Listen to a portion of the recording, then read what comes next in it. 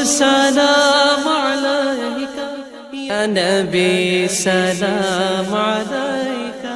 एक पड़ोसी ने अपने पड़ोसी को देखा कि वो कूड़े के डब्बों के पास चुन चुन कर निकाल रहा था और वो देखता रहा। उसने वो सारा खाना निकाल में डाला और अपने घर ले गया। उसके पड़ोसी को बड़ी तशवीश हुई कि क्या मेरा ये पड़ोसी इस कदर मोहताज और इस कदर इसके फाके हैं।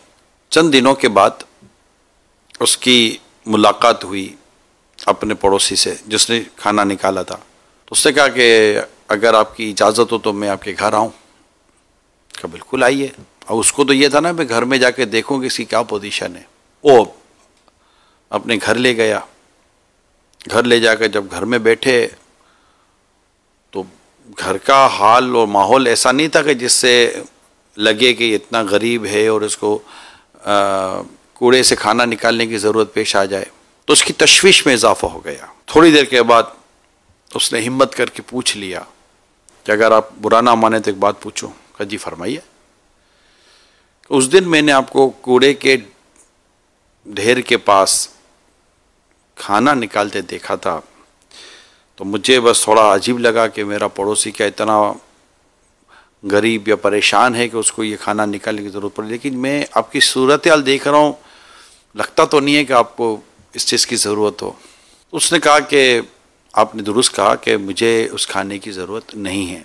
असल में मैं जब निकल रहा था तो मैंने देखा कि ये खाना अच्छा है तो मैंने इस खाने को निकाला कि ये ऐसे ही मतलब कि ख़राब हो जाएगा पड़े पड़े, और घर लाया। घर लाकर मैंने इसको साफ़ किया और साफ़ करने के बाद लोग खा लें फिर मैंने इसका ऐसा इस्तेमाल कर दिया कि लोग खाना ज़ाया करते हैं। उसने अपनी ये कैफियत बताई और साथ साथ कुछ माजी खोलना शुरू किया कि असल बात यह है कि मैं एक मज़दूर आदमी था, मेरी एक बीवी है और एक बेटी है और हम अरब शरीफ में रहते थे। उस वक्त हमारे जो हालात थे शहर वगैरह के भी वो बहुत ज़्यादा गुर्बत वाले थे और ये वो दौर था जब ग़ुलाम खरीदे और बेचे जाते थे। मैं मज़दूरी करता था। कई कई दिनों तक मुझे मज़दूरी नहीं मिली। अच्छा, अब मज़दूरी नहीं मिली तो ज़ाहिर खाना तो मज़दूरी मिलती तो हम खाना खाते। जो थोड़ा बहुत बचा था वो हमने खाना खा लिया, लेकिन कोई काम नहीं मिल रहा था कि मैं क्या करूं। मैं रोज़ घर से निकलता तो बेटी और बीवी समझती कि आज कुछ खाना लेकर आएंगे, लेकिन वापस आता तो कोई कुछ मज़दूरी नहीं मिलती, कोई काम ही नहीं मिलता। मैं क्या करता।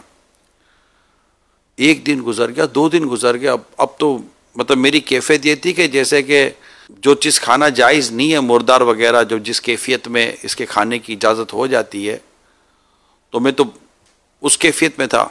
मुझे बैठे बैठे एक बात याद आई। मैंने कहा मेरी बेटी तो ये भूख के मारे मर जाएगी, हम भी भूखे मर जाएंगे। तो मेरे जहन में बात आई कि क्यों ना अपनी बेटी को मैं बाज़ार में बेच दूँ। इस तरह ये होगा कि मुझे कुछ पैसे मिल जाएंगे जिससे मैं घर पे खाना ले आऊँगा, हमारा कुछ गुजर बसर हो जाएगा।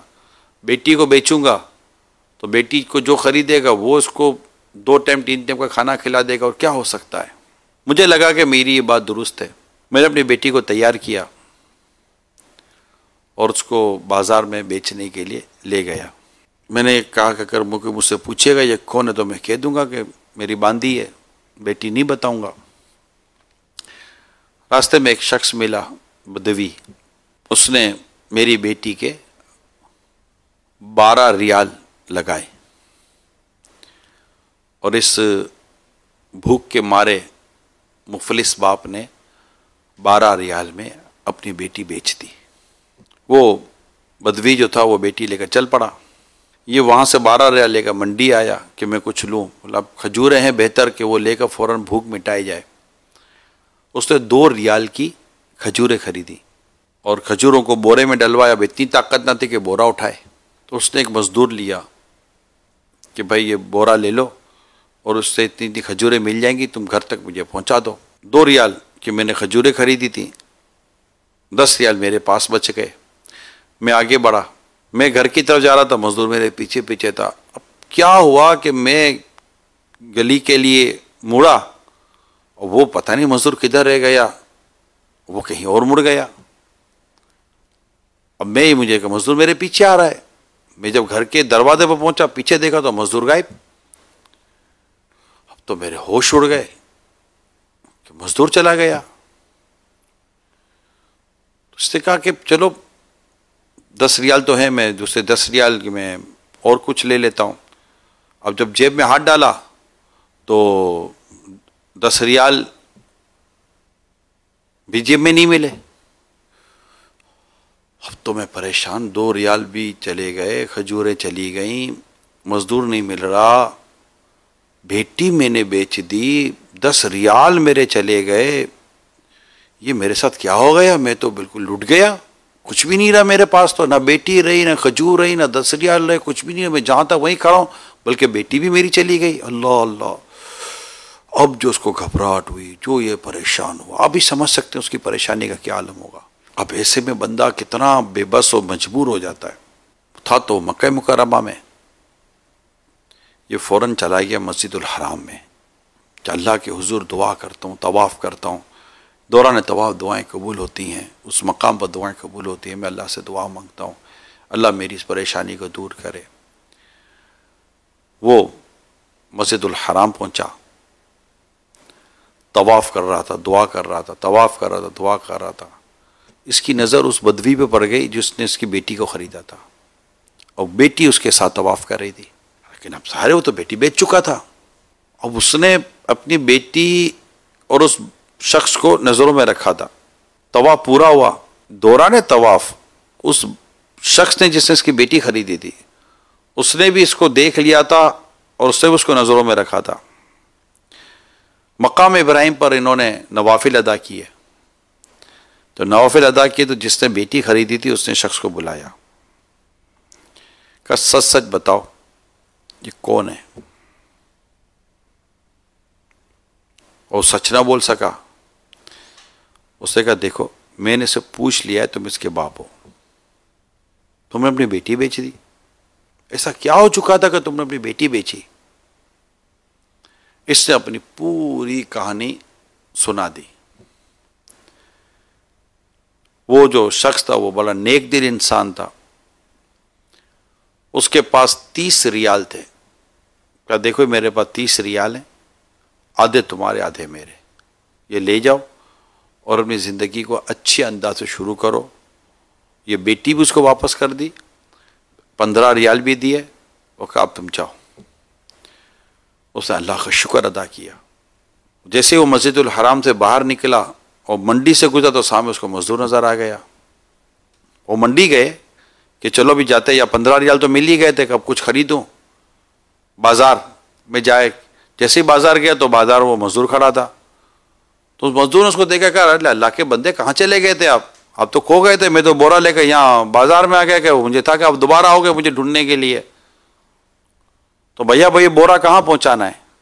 तो उसने कहा भाई इधर इधर पहुँचाना है। खैर वो बोरा लेकर घर गए, खजूरों का बोरा खाली किया तो 10 रियाल उस बोरे के खजूर से निकले। खजूर की जो थैली थी उससे 10 रियाल निकल आए। उसने अपने रब का शुक्र अदा किया कि मुझे मेरी बेटी भी मिल गई, 15 रियाल भी मिले, और ये 12 रियाल और 2 रियाल की खजूरें और ये 10, ये सारा मुझे मिल गया, और मेरे दिन जो थे ना वो बेहतर हो गए। तो भाई ये थी मेरी कहानी। और उसके बाद मैंने नियत कर ली थी कि मैं कभी रब की नाशुक्री नहीं करूँगा। मैंने उस दिन नियत की थी कि रब की नाशुक्री से बचूंगा, मैं अनाज को ज़ाया करने से बचूंगा। मुझे उस दिन रिस्क की कदर हुई, मैं चीज़ों को ज़ाया करने से बचूंगा और हर हाल में अपने रब का शुक्र अदा करूंगा।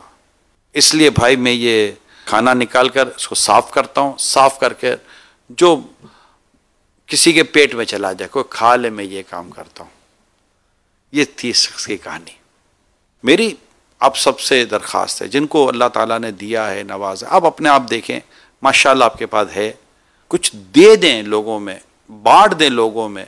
ना जाने आपकी ये 5, 10, 15, 20 हज़ार, 50 हज़ार, लाख रुपए की मदद आपको कितनी परेशानियों से बचा ले।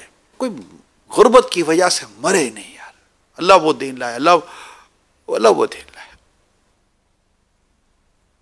गुर्बत की वजह से भूख की वजह से मरे नहीं।